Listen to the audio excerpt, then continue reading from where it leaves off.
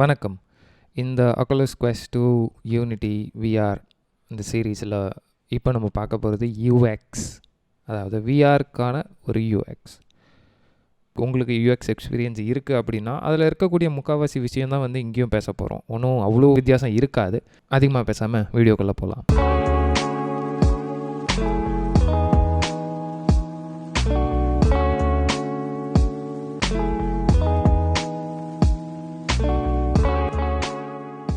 First விஷயம் என்னென்னா, இந்த விஆர்னு வர்றச்ச இந்த ஸ்க்ரீன் அப்படிங்கிற ஒரு விஷயம் வந்து காணாமல் போயிடுது.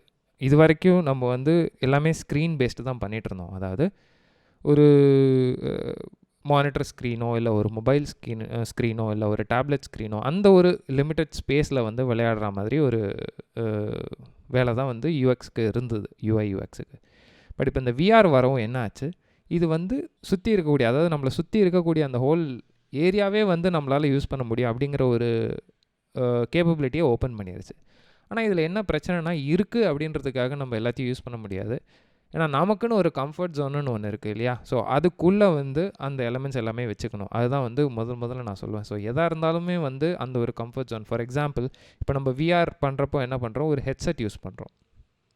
ஹெட்செட் கண்டிப்பாக இருக்கும். ஹெட்செட் இல்லாமல் இருக்கிறதுக்கு வாய்ப்பு இல்லை. கண்ட்ரோலர்ஸ் மேபி இருக்கலாம், இல்லை ஹேண்ட் ஜெஸ்டர்ஸில் கூட இருக்கலாம். பட் ஆனால் ஹெட்செட் கண்டிப்பாக இருக்கும். இப்போ ஹெட்செட் மாட்டும் போது என்ன ஆகுதுன்னா, ஹெட்செட்டு மாட்டுறப்போ அதில் என்ன ஒரு ஃபீல்ட் ஆஃப் வியூன்னு சொல்லுவோம் இல்லையா? அதான் எவ்வளோ தூரம் தெரியுது அந்த ஹெட்செட் மாட்டி நீங்கள் இப்போ நேரில் பார்க்குறீங்கன்னா எவ்வளோ தூரம் தெரியுதோ அந்த ஜோனில் நீங்கள் யூஸ் பண்ணிங்கன்னா, அந்த ஜோனுக்கு மட்டும் நீங்கள் வந்து யூஸ் பண்ணிங்கன்னா பெட்டராக இருக்கும். அதை தவிர்த்து நீங்கள் எக்ஸஸாக சைடில் போக போக போக உங்களுக்கு வந்து அந்த யூசருக்கான அந்த எக்ஸ்பீரியன்ஸ் வந்து கொஞ்சம் டிஃபிகல்ட் ஆகிறதுக்கு வாய்ப்பு இருக்குது. ஸோ அதை பற்றி இன்னும் கொஞ்சம் டீட்டெயில்டாக நம்ம போக போக வில் அண்டர்ஸ்டாண்ட். ஸோ ஃபஸ்ட்டு வந்து ஹெட்டோட கம்ஃபர்ட் ஜோன் 360 டிகிரி இருக்குது அப்படின்றதுக்காக 360 டிகிரிக்கும் மெனு அப்படியே ஃபுல்லாக வளைச்சி போட்டோம்னா ஒரு பிரயோஜனமும் இருக்காது.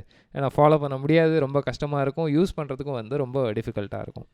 இன்னொன்று, எப்போவுமே வந்து முதல்ல நீங்கள் வந்து ப்ராமினெண்ட்டாக தெரிகிற மாதிரி வைக்க வேண்டியது வந்து இந்த எக்ஸிட் பட்டன்ஸ்.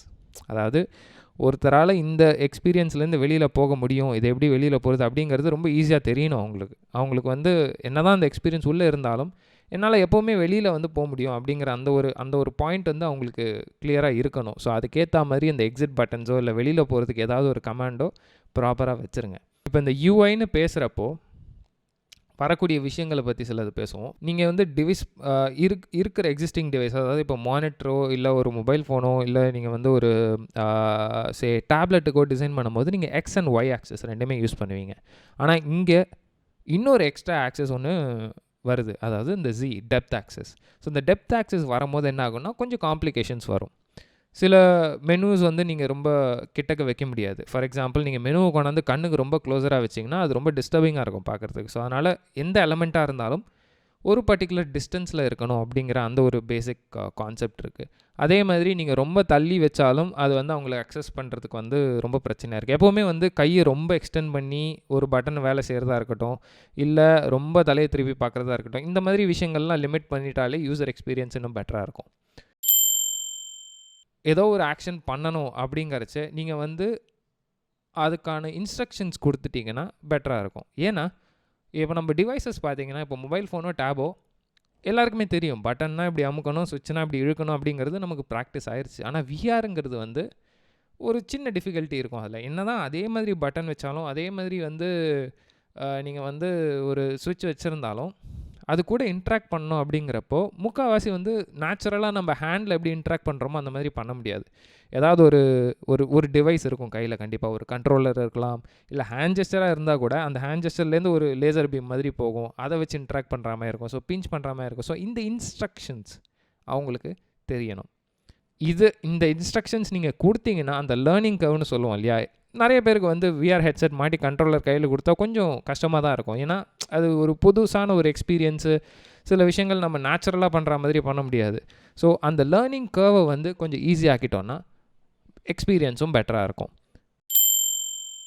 அடுத்து நீங்கள் என்ன பண்ணலாம், இந்த 3D ஸ்பேஸ், இந்த 360 இருக்குது அப்படின்றதுனால ஒரு சின்ன அட்வான்டேஜ் இருக்குது. இது வரைக்கும் நீங்கள் ஃப்ளாட்டாக 2Dயாக தான் வந்துட்டு எப்போவுமே வந்து டிசைன் பண்ணியிருப்பீங்க. ஸோ இந்த இடத்துல வந்து நீங்கள் அந்த கர்வ்ட் மென்யூஸ் மாதிரி யூஸ் பண்ணலாம். ஸோ உங்கள் மெனுவே வந்து நீங்கள் கர்வ் பண்ணும்போது ரீடபிலிட்டியும் இருக்கும், அட் த சேம் டைம் அவங்களுக்கும் எக்ஸ்பீரியன்ஸ் வந்து கொஞ்சம் குவைட் நேச்சுரலாக இருக்கும். ஸோ கர்வ்ட் பேனல்ஸ் மாதிரி யூஸ் பண்ணலாம். அண்ட் முக்கியமான விஷயம் என்னென்னா, எந்த பட்டனாக இருந்தாலும், எந்த சுவிட்சாக இருந்தாலும், எந்த இன்ட்ராக்ஷன் நடந்தாலும் அதுக்கு ஒரு ஃபீட்பேக் இருக்கணும். அதாவது இப்போ வந்து ஒரு கர்சர் எடுத்துகிட்டு அந்த பட்டன் மேலே போகிறாருன்னா அங்கே ஒரு சின்ன க்ளோ மாதிரி, இல்லை அந்த பட்டன் வந்து லைட்டாக மூவ் ஆகுற மாதிரி. ஸோ இந்த மாதிரி இன்ட்ராக்ஷன்ஸ் இருக்கும் போது, அதாவது இந்த மாதிரி ஃபீட்பேக்ஸ் இருக்கும் போது அந்த யூசர் எக்ஸ்பீரியன்ஸ் பெட்டராக இருக்கும். இவங்க நகரும் போது அந்த இன்ட்ராக்ஷன் இல்லை அப்படிங்கிறச்ச இப்போ இது ஏன் இப்படி சொல்கிறோம் அப்படின்னா, வர்ச்சுவல் ரியாலிட்டிங்கிறது என்ன? அதாவது வர்ச்சுவல் ரியாலிட்டி வந்து ரியாலிட்டியை இமிட்டேட் பண்ணுறது தான். ஸோ ரியாலிட்டியில் வந்துட்டு ஒரு பட்டனை போய் டச் பண்ண போகிறோன்னா அங்கே நிறைய ஃபீட்பேக்ஸ் இருக்குது. அந்த பட்டன் நீங்கள் தொட போகும்போது அந்த தொடரப்போ அந்த ஃபீலிங், அந்த மெட்டீரியல், இந்த மாதிரி நிறைய விஷயம் இருக்குது. ஆனால் விஆரில் இன்னும் அந்த இடத்துக்கு வரல, வந்துக்கிட்டு இருக்கோம், பட் இன்னும் வரல. ஸோ அது வரைக்கும் நம்ம என்ன பண்ணலாம், விஷுவலாக க்யூஸ் கொடுக்கலாம். ஸோ விஷுவலாக வந்து நீங்கள் வந்து அந்த பட்டன் கிட்டக்க போகிறீங்கன்னா ஒரு சின்ன க்ளோ கொடுக்கும்போது ஓகே நம்ம கிட்டக்க போகிறோம், நீங்கள் பின்னாடி வரும்போது அந்த க்ளோ சின்னதாகும். ஸோ இந்த மாதிரி விஷயங்கள் பண்ணும்போது க்ளோஸ் டு ரியாலிட்டி மாதிரி வந்துடும் ஆல்மோஸ்ட். ஸோ எப்போவுமே இந்த visual cue in terms of reactiveness or even sound தாராளமாக பண்ணலாம். இந்த மாதிரி ரியாக்ஷன், இந்த மாதிரி இன்ட்ராக்ஷன்ஸுக்கு வந்து கொடுக்குறதப்போ இன்னொரு விஷயம் ஞாபகம் வச்சுக்க வேண்டியது என்னென்னா, தேவையில்லாத இடத்துல இந்த மாதிரி ரியாக்ஷன்ஸ் கொடுக்காதீங்க. அதாவது சில பேர் என்ன பண்ணுவாங்க, இந்த ஹெட் ட்ராக்கிங் நடக்குது இல்லையா? ஸோ எந்த பக்கம் பார்த்தாலும் வந்து யூ கேன் ட்ராக். இப்போ நான் லெஃப்ட்டில் பார்க்குறேன், ரைட்டில் பார்க்குறேன்னா யூ கேன் ட்ராக். ஸோ அப்போ என்ன பண்ணுவாங்க, ஒரு மெனு அப்படி கூடயே துரத்திக்கிட்டே வரும். இது நானும் பண்ணியிருக்கேன். ஸோ இந்த மெனு கூடயே துரத்திட்டு வரும்போது என்ன ஆகும்னா, நோ மேட்டர் அது அவ்வளோ இம்பார்ட்டண்ட்டான மெனுவாக கூட இருக்கலாம். ஒரு அது வந்து அந்த மெனு தான் வந்து நீங்கள் எக்ஸிட் பண்ண போகிறீங்க, இந்த மாதிரி நிறைய விஷயங்கள் இருக்கலாம். பட் ஸ்டில் அதை வந்து கூடயே துரத்தும் போது என்ன ஆகும், இந்த வியூவருக்கு வந்து எக்ஸ்பீரியன்ஸ் அவ்வளோ நல்லா இருக்காது. அவங்க வந்து தேல் ஸ்டார்ட் கெட்டிங் டயர்ட். அதுக்கப்புறம் அது ஒரு மாதிரி இரிட்டேட்டிங்காக இருக்கும். ஏன்னா நான் பார்த்துருக்கேன். ஸோ ஒரு மெனு ஆட் பண்ணிவிட்டு அந்த மெனு வந்து ஹெட் மூமெண்ட்டோட கூடவே வரும்போது அது ஏதோ ஒரு டிஸ்ட்ராக்டிங் ஃபேக்டராகவே இருக்கும். ஸோ அதனால் தேவையில்லாத இடத்துல இந்த மாதிரி மூமெண்ட்ஸ், அதாவது ஃபீட்பேக்ஸ் எதுவும் கொடுக்காதீங்க. தேவையில்லாத இடத்துல எந்த மூமெண்ட்ஸுமே இருக்கக்கூடாது. அந்த ஒரு எக்ஸ்பீரியன்ஸ் வந்து இன்னும் கொஞ்சம் பெட்டராக இருக்கும் கண்டிப்பாக. முன்னாடி பேசின மாதிரி இந்த டெக்ஸ்ட் ஆர் இமேஜ், அதோட லெஜிபிலிட்டி, டெக்ஸ்ட்டோட சைஸு வந்து ரொம்ப சின்னதாகவோ இல்லை ரொம்ப பெருசாகவோ போடக்கூடாது. போட்டால் நல்லா இருக்காது. அண்ட் இதெல்லாம் வந்து நம்ம ஜென்ரலாக யூஐ யூஎக்ஸில் இருக்கக்கூடிய அதே ரூல்ஸ் தான்.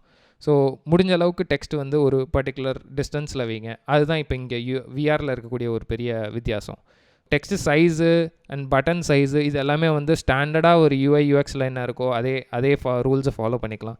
பட் ஒன்லி டிஃபரன்ஸஸ் அது எவ்வளோ தூரம் நீங்கள் யூசர்கிட்டேருந்து வைக்கிறீங்க அப்படிங்கிற அந்த ஒரு டிஃபரன்ஸ் மட்டும்தான். அந்த டெப்த் இருக்குது இல்லையா, அது மட்டும்தான் வந்து இங்கே எக்ஸ்ட்ராவாக ஆட் ஆகும். இன்னொன்று, சவுண்ட் எஃபெக்ட்ஸ் வந்து முடிஞ்ச அளவுக்கு யூஸ் பண்ணலாம். ஏன் அப்படின்னா, எகைன் நான் சொன்ன மாதிரி இந்த விஷுவல் க்யூஸ் கொடுக்கறது, ஏன்னா நம்ம ரியலாக போய் அந்த பட்டனை தொடலை, ஆனால் விஆர் ஹெட்செட் மாட்டும் போது அது என்னமோ ரியலாக இருக்கிற மாதிரி தான் மைண்டு வந்து ட்ரிக் பண்ணும். ஸோ அப்படிங்கிறச்சா அது எதுவுமே ரியாக்ஷன் நடக்கலை அப்படின்னும் போது அது ஒரு டிஸ்பேரிட்டி இருக்கும். என்னமோ நடக்குது ஆனால் சரியில்லை அப்படிங்கிற மாதிரி இருக்கும். ஸோ அந்த ஒரு அன்கம்ஃபர்டபுள்னஸ் கொண்டு வராமல் இருக்கிறதுக்கு நீங்கள் அந்த ஒரு சின்ன சவுண்ட் ட்ரிகர் ப்ளஸ் அந்த விஷுவல் க்யூ, அந்த பட்டன் உள்ளே போகும்போது டிக் அப்படின்னு அந்த ஒரு சவுண்டு வந்ததுன்னா யூசருக்கும் வந்து அது ஒரு பெரிய வித்தியாசமாக தெரியாது, ஸ்மூத்தாக இருக்கும். இப்போ இது எல்லாமே வந்து ஒரு மெனு ஆர் ஒரு பட்டன் ஆர் ஒரு யூஐக்கு ரிலேட்டடானது. இதை தவிர்த்து நம்ம பார்க்க வேண்டியது விஆருக்குன்னு ஸ்பெசிஃபிக்காக இருக்கிறது, எப்போவுமே அந்த யூசர் வந்து கிரவுண்டோடு இருக்கணும். அதாவது எப்படி சொல்கிறதுனா, இப்போ நீங்கள் வந்து ஒரு தரையில் நிற்கிறீங்க, உங்கள் ஹெட்செட்டை மாட்டுறீங்க, அண்டு நீங்கள் விஆர் ஹெட்செட் மாட்டின உடனே அந்த தரை எங்கே இருக்கோ உங்கள் காலுக்கு ஒரு ஃபீலிங் இருக்கும் இல்லையா? லைக் ஜென்ரலாக அந்த தரையில் இருக்கக்கூடிய தரை மேலே இருக்கிற அந்த கால், அந்த ஃபீலிங் அதே லெவலில் தான் வந்து உங்கள் விஆரோட ஃப்ளோரும் இருக்கணும். அது இல்லை அப்படிங்கிற பட்சத்தில் என்ன ஆகும், ஏதோ ஒன்று சரியில்லை அப்படின்னு மைண்ட் வந்து ட்ரிகர் பண்ண ஆரம்பிச்சிடும். அந்த தலை சுற்றுறது இது எல்லாமே வந்து ஒன் ஆஃப் த எக்ஸ்பீரியன்ஸ் தான். ஸோ விஆர் எக்ஸ்பீரியன்ஸை பொறுத்த வரைக்கும் எவ்வளோக்கு எவ்வளோ அந்த ரியலிஸ்டிக் ஸ்கேலில் இருக்கோ அவ்வளோக்கு அவ்வளோ ப்ராப்ளம் இருக்காது. நீங்கள் எப்போ அந்த ரியலிஸ்டிக் ஸ்கேல்லேருந்து நீங்கள் பெருசாக்கிறதோ இல்லை சின்னதாக்கிறதோ பண்ணுறீங்களோ அது மைண்ட் வந்து அக்செப்ட் பண்ணுறதுக்கு கொஞ்சம் டைம் ஆகும். ஸோ அந்த எக்ஸ்பீரியன்ஸ் அவ்வளோ நல்லா இருக்காது டு பிகின் வித். இல்லை உங்கள் கேமோ இல்லை உங்கள் டெவலப்மெண்ட்டே அப்படி தான் அப்படிங்கிற பட்சத்தில் இட்ஸ் டிஃப்ரெண்ட் சினாரியோ. பட் நீங்கள் ஆக்சுவலாக இப்போ ஃபார் எக்ஸாம்பிள் ஒரு ஆர்கிடெக்சரல் விசுவலைசேஷன் பண்ணுறீங்க, ஒரு 3D மாடல் உள்ளே எடுத்துகிட்டு வந்திருக்கீங்க, அது வந்து எப்படி இருக்கும் கிளைண்ட்டுக்கு காட்ட போகிறீங்க அப்படின்னா அந்த ரூஃபு அந்த ஃப்ளோர் எவ்வளோ ஹைட்டில் இருக்கணுமோ ஆக்சுவலாக அதே ஹைட்டில் இருந்தால்தான் அது வந்து எக்ஸ்பீரியன்ஸ் நல்லாயிருக்கும். நீங்கள் அதை அப்படியே சின்னதாக்கி அதில் கொண்டு போய் யூஸரை உட்கார வச்சிங்கன்னா அது என்னமோ ஒரு மாதிரி வியர்டாக இருக்கும், வித்தியாசமாக இருக்கும். ஸோ எப்போவுமே அந்த எக்ஸ்பீரியன்ஸ் நல்லா இருக்கணும்னா ட்ரை டு ஸ்டிக் அந்த என்ன ஸ்கேல் இருக்கோ அந்த ஸ்கேலில் கரெக்டாக அந்த ஃப்ளோர்னால் ஃப்ளோர் ஹைட்டுக்கு இருக்கணும். யூசர் ஃப்ளோர்லேருந்து 6 அடினா அந்த ஃப்ளோர்லேருந்து 6 அடி தான் விஆர்க்குள்ளேயும் இருக்கணும். ஸோ அதுக்கேற்ற மாதிரி அட்ஜஸ்ட்மெண்ட்ஸ் பண்ணிடுங்க. சில இடத்துல வந்து என்ன ஆகும்னா, நீங்கள் வந்து டெக்ஸ்ட் யூஸ் பண்ணி அதை வந்து சொல்ல முடியாத அளவுக்கு சில இடங்கள்ல இருக்கலாம். ஃபார் எக்ஸாம்பிள் ஏதோ ஒரு பாக்ஸ் இருக்குது, அந்த பாக்ஸ் அவங்க கிளிக் பண்ணணும் அப்படின்னா அங்கே நீங்கள் டெக்ஸ்ட் கொடுத்து அவங்க படித்து அப்படி பண்ணுறதுக்கு it might take time. So அந்த இடத்துல என்ன பண்ணலாம், நீங்கள் வந்து லைட்ஸ் யூஸ் பண்ணலாம். ஸோ க்ளோயிங் லைட்ஸோ இல்லை ஒரு சின்ன க்ளோ மாதிரி ஒரு ஃப்ளிக்கர் மாதிரி ஏதோ ஒன்று கைட் பண்ணுறதுக்கு. So we call it as guiding lights. அந்த கைடிங் லைட்ஸ் மாதிரி யூஸ் பண்ணலாம். இப்போது யூசர் வந்து ஒரு இடத்துல இருக்கார், அடுத்து ஏதாவது ஒரு டோரை கிளிக் பண்ணணும் அப்படின்னா நீங்கள் அங்கே டெக்ஸ்ட்டு போடுறத விட ஒரு சின்ன க்ளோ மாதிரி இப்படி அணைஞ்சு எரியுது அப்படிங்கிறச்ச என்ன ஆகும், யூசருக்கு வந்து ஓகே அது ஏதோ பண்ணணும் அப்படிங்கிற அந்த ஒரு நாலேஜ் வந்துடும். அதுக்கப்புறம் அது என்ன இன்ட்ராக்ட் பண்ணுறாங்கன்றது that's a different case. But தெரிய வைக்கிறதுக்கு கைடிங் லைட்ஸ் மாதிரி யூஸ் பண்ணலாம். ஸ்பேஷியல் ஆடியோ அப்படிங்கிறது ஒரு பெரிய அட்வான்டேஜ். இது வந்து specific to VR and all the extended realities except augmented reality for now. ஆனால் இந்த ஸ்பேஷியல் ஆடியோ அப்படிங்கிறது என்ன அப்படின்னா, இப்போ நம்ம ரியல் லைஃப்பில் எப்படி நீங்கள் வந்து ஒரு தெருவில் நடந்து போயிட்டுருக்கீங்க, பின்னாடியிலேருந்து யாரோ ஒருத்தர் கூப்பிட்றாரு, இல்லை லெஃப்ட் ஹேண்ட் சைட்லேருந்து கூப்பிட்றாரு, இல்லை ரைட் ஹேண்ட் சைட்லேருந்து கூப்பிட்றாரு அப்படின்னா எப்படி உங்களுக்கு வந்து அந்த ஆடியோ இந்த பக்கம் தான் வருது, இந்த பக்கம் தான் நம்ம திரும்பணும்னு தெரியுதோ, அதே மாதிரி விஆரில் நம்மளால் சிமுலேட் பண்ண முடியும். ஸோ விஆரில் இருக்கக்கூடிய இந்த ஃபீச்சர் தான் spatial audio. So spatial audio என்னென்னா 3D சவுண்ட் பேசிக்லி. ஸோ நீங்கள் என்ன பண்ணலாம், ஃபார் எக்ஸாம்பிள் நான் ஃபஸ்ட்டு சொன்ன பாயிண்ட்டோட இது கொஞ்சம் கான்ட்ராடிக்ட் ஆகும், பட் ஸ்டில் இப்போ வந்து 360 டிகிரி வந்து நீங்கள் யூஸ் பண்ண வேண்டாம் அப்படின்னா, பட் ஒரு கேஸில் ஃபார் எக்ஸாம்பிள் நீங்கள் அதே விஷுவலைசேஷன் ஆப்லேயே இருக்கீங்க, ஒரு ரூம் இருக்குது, அந்த ரூம் வந்து கிளைண்ட்டுக்கு காட்டுறீங்க, அந்த ரூமில் வந்து கிளைண்ட் வந்து இப்படி ஃபேஸ் பண்ணிகிட்ருக்காரு, விண்டோ ஃபேஸ் பண்ணிகிட்ருக்காருன்னு வச்சுக்கோங்க. பின்னாடி வந்து செகண்ட் பெட்ரூமுக்கு டோர் இருக்குது அப்படிங்கிறது இண்டிகேட் பண்ணுறது என்ன பண்ணலாம் அப்படின்னா, இந்த ஒரு சின்ன சவுண்டு அந்த டோர் இருக்கிற இடத்துல நீங்கள் ட்ரிகர் பண்ணலாம். அந்த சவுண்டு வந்து உங்களுக்கு இந்த சைட்லேருந்து கேட்கும். ஸோ அப்போ என்ன ஆகலாம், யூசர் வந்து அந்த சைட் திரும்பி பார்க்குறதுக்கான வாய்ப்புகள் ஜாஸ்தியாக இருக்குது. இல்லைன்னா நீங்கள் விஷுவலாக இப்படி ஒரு ஆரோ மாதிரி போட்டு அவரை திரும்பி வைக்கி அப்படியும் பண்ணலாம். But it's up to you. So இதெல்லாமே வந்து உங்களுக்கு இருக்கக்கூடிய ஒரு டூல்ஸ் இன் யுவர் ஹேண்டு மாதிரி தான். ஸோ ஸ்பேஷியல் ஆடியோங்கிறது ஒரு பவர்ஃபுல்லான ஒரு டூல். அதை முடிஞ்ச அளவுக்கு யூஸ் பண்ணி பாருங்கள். கடைசியாக ஒரு பாயிண்ட் என்ன ஆட் பண்ணுவேன்னா, எதாக இருந்தாலும் என்ன விஷுவலாக இருந்தாலும் அதை வந்து அழகாக காட்டுங்க. அண்டு பட்டன்ஸாக இருந்ததுன்னா கொஞ்சம் க்ளீனான பட்டன்ஸு, நல்ல கலர் டோன்ஸு, அந்த தீமில் செட் ஆகிற மாதிரி. ஸோ இந்த விஷயங்கள்லாம் ரொம்ப முக்கியம். ஏன்னா எவ்வளோக்கு எவ்வளோ அது வந்து அழகாக இருக்கோ அவ்வளோக்கு எவ்வளோ அவங்களோட எக்ஸ்பீரியன்ஸும் வந்து பெட்டராக இருக்க போகுது. வெறுமையாக வந்து மொட்டையாக ஒரு பாக்ஸ் போட்டு அதை வந்து பிரைட் கலர்ஸ் கொடுக்கறது, இப்போ கலர்னு வரச்ச அதாவது டிவைஸ் டிபெண்ட்டாக நிறைய விஷயங்கள் இருக்குது. இப்போது உதாரணத்துக்கு சொல்லணும்னா, நம்ம எம்ஆர் எடுத்துக்கிட்டிங்கன்னு வச்சுக்கோங்களேன், மைக்ரோசாஃப்ட் ஹாலோலென்ஸ் எப்படின்னா அவங்களோட ப்ரொஜெக்ஷன் மெத்தடே வேறு.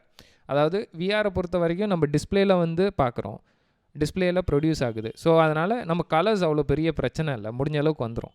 ஆனால் இப்போ ஹாலோலென்ஸ் எடுத்திங்கன்னா அவங்க ப்ரொஜெக்ஷன் டெக்னிக் யூஸ் பண்ணுறாங்க. ஸோ அதில் என்ன ஆகும்னா, நீங்கள் உங்கள் ஓவர்லே அதாவது உங்கள் ரியல் லைஃப் இருக்கும், ரியல் லைஃப் மேலே வந்து ஒரு ஹாலோகிராம் மாதிரி ஒரு ப்ரொஜெக்ஷன் ஒன்று பண்ணுவாங்க. ஸோ அப்போ பண்ணுறச்ச என்ன ஆகும்னா, நீங்கள் ஒயிட் கலர்ஸ் யூஸ் பண்ணிங்கன்னா ரொம்ப பிரைட்டாக தெரியும், பயங்கர பளிச்சுன்னு இருக்கும். அதே நீங்கள் கிரே யூஸ் பண்ணிங்க இல்லை பிளாக் யூஸ் பண்ணிங்கன்னா ரொம்ப டார்க்காக இருக்கும். ஸோ ரொம்ப கான்ட்ராஸ்டிங்காக இருக்கும் இமேஜ். ஸோ நீங்கள் பிளாக் யூஸ் பண்ணி எக்ஸாம்பிள் ஒரு டெக்ஸ்ட்டு காட்டினீங்கன்னா உங்களுக்கு வந்து விஆரில் தெரியலாம், ஆனால் எம்ஆர் அதாவது ஹாலோலென்ஸில் தெரியாமலே போயிடும். அந்த டெக்ஸ்ட்டு எங்கே இருக்குது என்னென்னு தெரியாது. ஏதாவது ஒரு வெளிச்சமான ஒரு இடத்துல பார்க்கும்போது மட்டும்தான் அந்த டெக்ஸ்ட்டு தெரியும். ஸோ இந்த மாதிரி சில டிவைஸ் டிபெண்டன்ட் பிரச்சனைகள் இருக்குது. பட் ஈவன் தோ அவ்வளோ இருந்தாலும் இந்த கான்செப்ட்ஸ், அதாவது யூஎக்ஸுக்கான கான்செப்ட்ஸ் இன் ஜென்ரல் நம்ம வந்து ஒரு மொபைலுக்கோ டேப்லெட்டுக்கோ இல்லை ஒரு கம்ப்யூட்டருக்கோ என்ன யூஸ் பண்ணுறோமோ முக்கால்வாசி அது எல்லாமே அப்ளிகபிள். இதை தவிர்த்து நம்ம பார்க்க வேண்டியது அந்த டெப்த்து அண்ட் 360 டிகிரி, அந்த ஸ்பேஸ் யூசேஜ் எப்படி, அந்த ஃபீல்ட் ஆஃப் வியூவில் வைக்கிறது, அந்த ஸ்பேஷியல் ஆடியோ அண்ட் இந்த கிரவுண்டடாக இருக்கிறது. ஸோ இந்த மாதிரி சில விஷயங்கள் வந்து அடிஷ்னலாக இதுக்கு வந்து வரும். இது வந்து யூஐ யூஎக்ஸை பற்றி உங்களுக்கு ஐடியாவே இல்லை அப்படின்னாலும் வரி பண்ணிக்க வேண்டாம். நான் சொன்ன பாயிண்ட்ஸ் மட்டும் ஞாபகம் வச்சுக்கோங்க. நம்ம டிசைன் பண்ணும்போது ஓரளவுக்கு அந்த யூஐ யூஎக்ஸ் கொஞ்சம் ஃபார்மில் தான் இருக்கும். ஸோ அதனால் உங்களுக்கு பிரச்சனை இருக்காது. அது போக போக நீங்கள் ட்ரை பண்ண உங்களுக்கு வந்து ஐடியா கிடைக்கும், இது ஏன் அப்படி வைக்க வேண்டாம் அப்படின்னு இருக்குது, ஏன் வச்சா என்ன ஆகும் அப்படிங்கிறது நீங்களே எக்ஸ்பெரிமெண்ட் பண்ணி கூட தெரிஞ்சுக்கலாம். இதோட இந்த வீடியோ முடியுது. இது வரைக்கும் இந்த வீடியோ பிடிச்சிருந்தால் தயவுசெய்து சப்ஸ்கிரைப் பண்ணுங்கள் பண்ணலன்னா. அண்ட் இந்த மாதிரி நிறைய வீடியோஸ் பார்க்கணும் அப்படின்னா அந்த பெல் ஐக்கனும் கிளிக் பண்ணுங்கள். முடிஞ்ச அளவுக்கு ஷேர் பண்ணுங்கள். உங்களுக்கு தோணுன நான் ஏதாவது மிஸ் பண்ணியிருந்த பாயிண்ட் இருந்தால் தயவுசெய்து கமெண்ட்ஸில் போடுங்க. அண்ட் அடுத்த வீடியோவில் பார்க்கலாம்.